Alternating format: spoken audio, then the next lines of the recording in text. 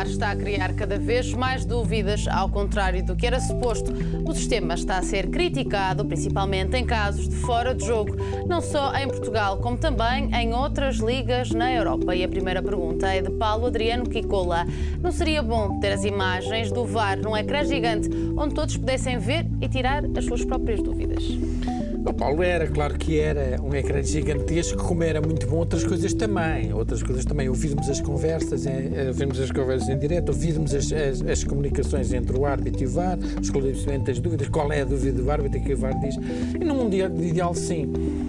E no rugby isso acontece, não é? Exato. No rugby acontece, mas a verdade é que nós não temos cultura para isso. O nosso futebol está ferido de uma clubite exacerbadíssima. Aliás, tu vês, tu apercebes, o que é que se discute à segunda, terça, quarta-feira? O que é que se discute? É o que tu vês, não é?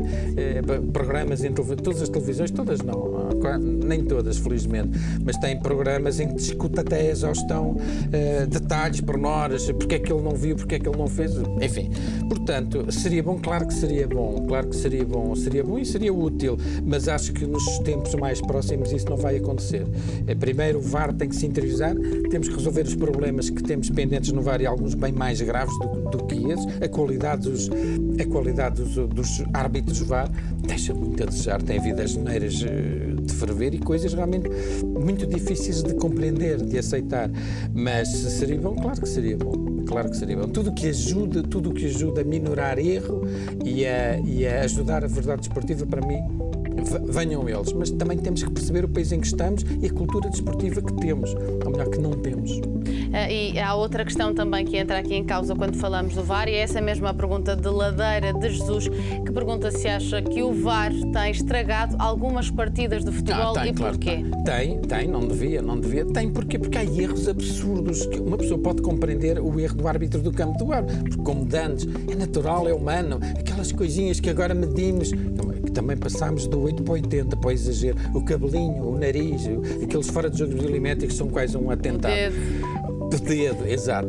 As linhas, aquela coisa, o jogo parado, às vezes isso estraga um bocadinho. Estraga o espetáculo, não é? Estraga o espetáculo, gera uma sensação, vamos lá ver, de frustração, às vezes de injustiça por 1 milímetro, quer dizer, não parece razoável. Um fora de jogo de 1 metro, 1 metro e meio, com certeza para, um gol com a mão, com certeza, os foras de jogos escandalosos, ou golos precedidos de faltas que o árbitro não viu, claro que sim, isso absolutamente de acordo. Agora, tem estragado, às vezes há decisões que nós não entendemos, nós telespectadores que percebem de futebol estão a ver, o jogo para, o VAR não vê, ou vê o que às vezes toda a gente vê e está em casa a ver, ou então vê e depois deixa a coisa seguir.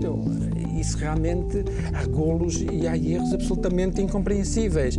E como nós temos um futebol permanentemente sob suspeita e continua sob suspeita e com boas razões para continuar sob suspeita, estas coisas não ajudam, não é? Não ajudam. Porque é que aquele árbitro não viu aquilo? Porque é que num jogo viu e naquele não viu? Exato. Temos exemplos recentes, eu não vou citar só por altos jogos, porque isto está sempre ferido de clubite, estas discussões, falaste desse, porque é que não falaste do outro? Se falas do Benfica, porque é que não falaste do Porto? Se falas do Porto, porque é que não?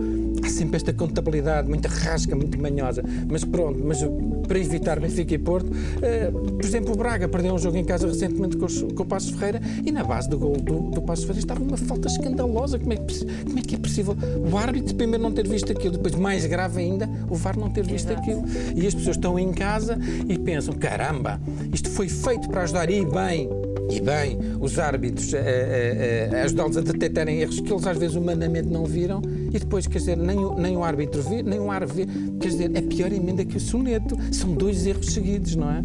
O erro torna-se ainda mais dramático. Olha, como aquele, por exemplo, da expulsão de um jogador do Sporting no recente jogo Portimonense, foi duplamente penalizado. Os jogadores, não é? E ainda ser triplamente penalizado, porque vá lá que depois foi, enfim. Portanto, há coisas um bocadinho incompreensíveis nesse aspecto, mas pronto, tenhamos fé e esperança que com o tempo as coisas vão melhorar e tenhamos fé que a qualidade dos árbitros tem realmente que subir, porque há árbitros, e atenção, não estou a insinuar nada, estou a falar só incompetência pura, falta de falta de jogo, não percebem o jogo, não jogaram, são árbitros, chamados árbitros de aviário. Olha, não... André, desculpa interromper-te, mas a pergunta do Marco Seixas, do Porto, é exatamente isso. Pergunta se as falhas do VAR não deviam ser atribuídas aos... Chama ele de incompetentes. Também, sim. Assim não há sistema de VAR que se salve, não é sistema, porque o sistema tem uma conotação muito negativa no futebol português, não é? Sistema é uma coisa muito feia, muito má. O sistema de VAR, acho que sim, acho que há muita incompetência, com certeza. E chamo só incompetência porque não posso chamar outra coisa, nem quero, não é? Embora nós já tivemos problemas gravíssimos, tivemos anos a fio e atenção, ainda não estamos livres disso. Há aí processos que têm a ver com a arbitragem. De qualquer maneira, acho que sim, acho que há incompetência. Acho que os árbitros do VAR têm uma responsabilidade muito especial, porque têm que ser árbitros competentes e com tarimba, que percebam o jogo, com treino de jogo, tenham dirigido centenas de jogos, mesmo que agora tenham 100 anos, não interessa, estão sentados à frente de um ecrã, é mais fácil. Mas acho que sim, Marco, acho que na base da incompetência e não só, e às vezes também na falta de senso do Conselho de Arbitragem. Vou dar agora um exemplo que foi polémico esta semana, e era uma coisa absolutamente desnecessária. A nomeação do trio de arbitragem do jogo para o Guimarães-Benfica foi exatamente o mesmo do Braga-Benfica. E não vou dizer as simpatias, não me interessa nada. Não se percebe. São, teoricamente, além dos clássicos, os dois jogos teoricamente mais difíceis que o Benfica tem. E porquê o mesmo trio de arbitragem igualzinho em tudo, até no VAR? Não é bom. Não é bom. O Conselho de Arbitragem, que devia ajudar, não basta ser sério, é preciso parecer. Não se percebe. Não se percebe. Pode evitar-se isso num país onde o futebol continua, e até resolverem os processos, e há muitos processos para serem esclarecidos, continua sob suspeita, Beatriz.